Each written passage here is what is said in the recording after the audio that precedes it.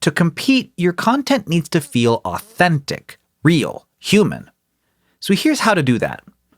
Read your draft out loud to catch awkward or robotic phrasing. Rewrite it in your voice. How would you explain this to a friend? And share personal experience.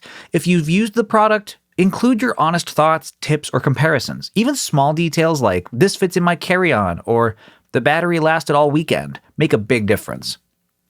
One great example of this is a product roundup by a blog called Serious Eats, where they reviewed 12 different fish spatulas.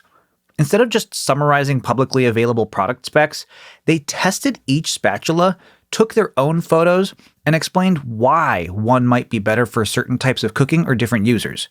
That kind of hands-on insight is what Google loves, AI can't copy, and builds trust with readers. So, should you use AI? Absolutely. AI is a fantastic tool, but it's just that, a tool.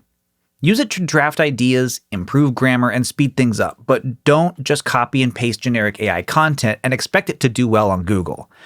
Google rewards content that adds new value to the internet, not just summaries of what's already out there. So if you want your blog to stand out, combine the efficiency of AI with your own experience, insights, and voice.